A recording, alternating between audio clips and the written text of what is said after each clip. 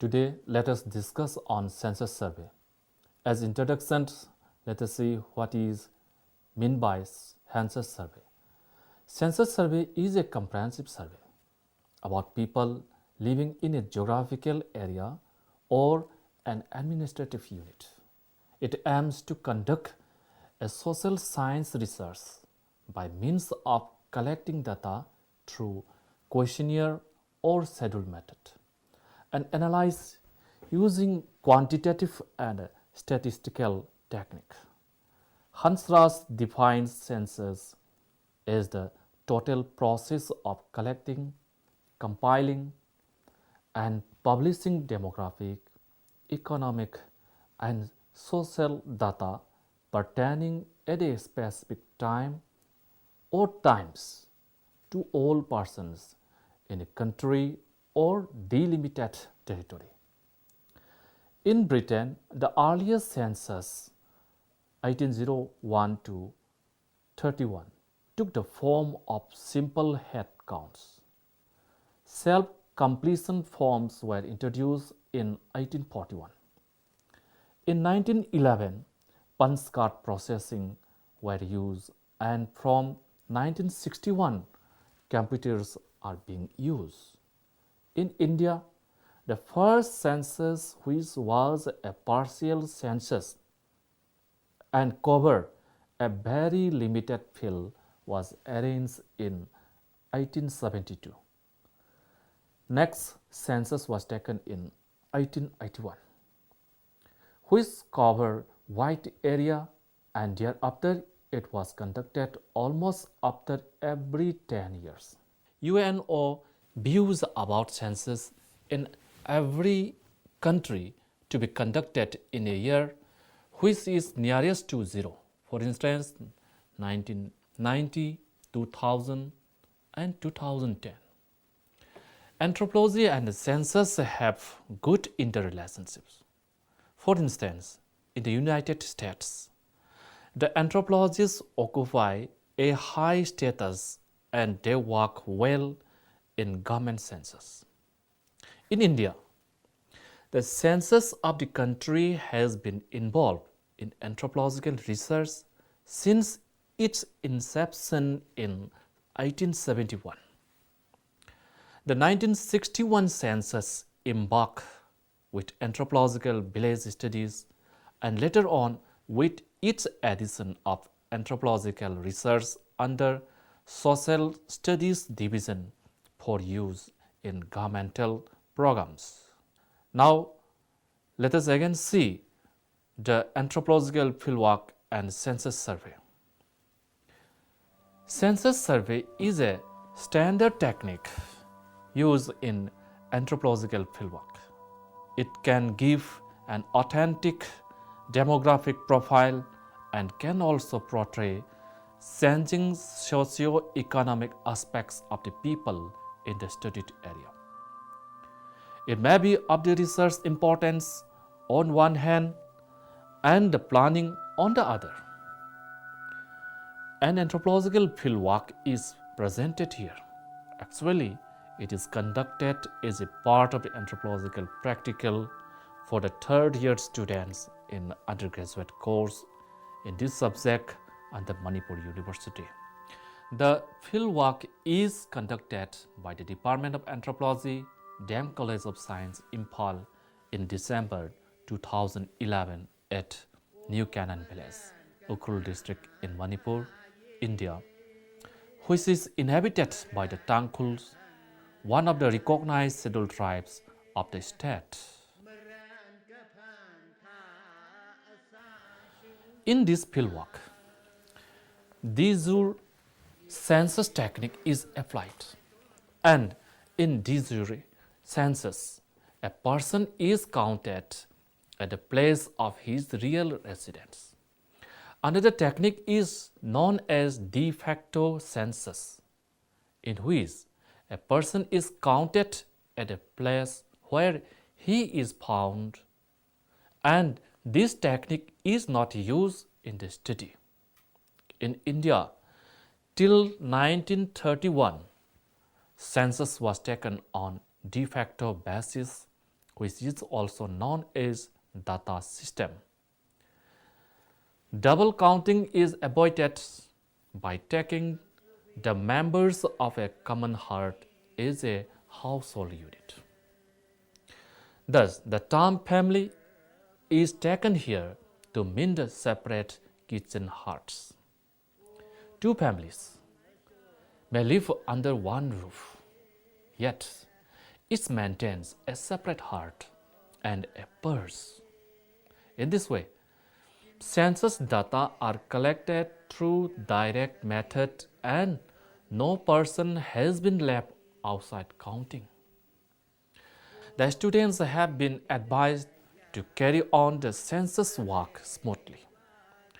Prior to the actual enumeration, the students mark every household with the help of some youths of the village because of time and financial constraints.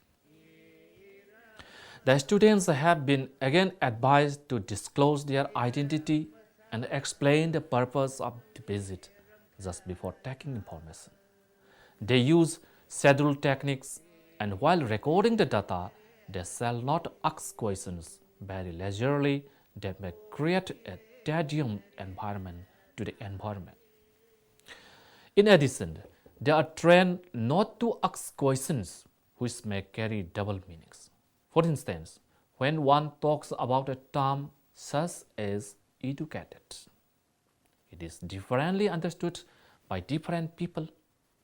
In rural area, a person who can just read and write may be called educated, whereas in urban areas, even a boy of secondary class may be considered as uneducated. According to the present census report, the total population of the studied village is 610, out of which 310 are male and the remaining 300 are female. Male outnumbers female by 10 individuals. Age and sex-wise population of New Canaan village is given in Table 1. Regarding 5 years age group distribution, highest number of frequency is found in the age group of 10 to 14 years, thereby comprising 11.8%. However, highest frequency in male is found in the age group of 15 to 19 years, constituting 12.6%, though the highest frequency of the females fall under the age group 10 to 14 years, with a percentage of 13.0. The bar chart relating to the age and the sex-wise population shows that the frequency distribution of the children of age group 0 to 9 years, or in other words, based on the population growth, is high in comparison to the frequency distribution of elderly persons, which makes tentative of population structure. It also indicates high rate of fertility. The literacy rate of the village is high. Table number 2 gives a clear picture of the rate as well as the level of literacy among the Tangkhuls of New Canaan village. The table shows that out of 310 males, 31 males are illiterate, and the illiterate includes 19 boys of age group 0 to 4 years who never start learning. Out of 300 females, 63 individuals, including 22 small girls of age group 0 to 4 years, who still do not admit school. In the survey, it is also found that there are 17 male and 10 female undergraduates, 12 male and 1 female postgraduates, and 1 male PhD degree holder. So the literacy rate is high in comparison to other communities. Now let us see the family. Patriarchal, patrilineal and the patriarchal are the fundamental basis of Tangkul family. The father is the head of the family, and all the decisions rest with him. The family size ranges from the maximum of 15 members to the minimum of only one member. Among the Tangkuls of New Canaan village, the dominant size of family out of 109 households is small, that is 4 to 6 members only. There are good numbers of family, the sizes of which are very small, 0 to 3 members, and large, that is 7 to 9 members, and are distributing in equal frequencies. Out of the studied 109 families, only 2 families of very large size, that is 13 and above, thereby constituting 2%. Let us say now about the marriage of the Tangkuls at New Canaan village. It is shown that the dominant way of acquiring mate among the Tangkuls of New Canaan village is elopement, but there is also a good number of mate selections through engagement, thereby comprising 28.03%. Marriage is an important duty of the Tangkul people of New Canaan village. Though remarriage is accepted, marriage is taken as permanent and considered seriously. Hence, number of the divorce is very rare among these people. Out of the 312 males, 189 are unmarried and the remaining 121 are married. And out of the 300 females, 157 are unmarried while 143 are married. All persons of both sexes above the age of 49 years, except only one lady in the age group of 75 to 79 years, are unmarried. Among the married men, there are only 2 widowers, and among the married females, there are 24 widows. Further observation shows that widowers are above the age of 74 years, and the widows below the age of 45 years numbers only 7 individuals. In addition, there is no divorcee in the village, so it can be interpreted that there is a high preference of happy married life among the Tangkuls of this village. Late marriage, as evidenced by this table, may reduce fecundity, but less number of widow before menopause and absence of divorce may result in high fertility. Let us now see age at marriage of the villagers. The peak age at marriage of the Tangkul males at New Canaan village is seen in the age group of 25 to 29 years, with a percentage of 31.4, whereas that of the females occur in the age group of 20 to 24 years, with a percentage of 39.16, as given by table number 4. No male marries below 15 years, and only 4 incidences of marriage for the males at the age of 15 to 19 years. 4 females married below the age of 15 years, but as many as 42 girls married at the age of 15 to 19 years, thereby constituting 29.37%. It is important to note that late marriage of males at the age group of 40 to 44 years, that is 5.79%, and the latest age at marriage of the females falls in the age group 35 to 39 years with a percentage of 4.9. However, as many 11.19 PC of the married women married at the age of 30 and above. From the table of age at marriage, it may infer potentiality of control and population growth.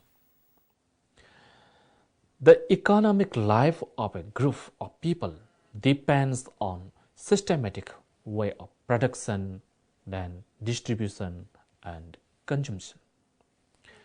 Traditionally, the Tangkuls of New Canaan village are cultivators and their economy revolves around paddy cultivation. They also cultivate seasonal vegetables, edible roots, ginger, turmeric, etc. They also practice animal husbandry. Weaving occupies an important place in the village economy. Women folk weave cloths mainly for personal use and sometimes for commercial purpose. Besides these traditional economic pursuits, people of this village have found out various avenues of income from salaried jobs. This shows a changing trend in the overall village economy. The table on occupation gives these economic or occupations of the people. Then this table also shows the main occupation of the people of New Canaan village is cultivation.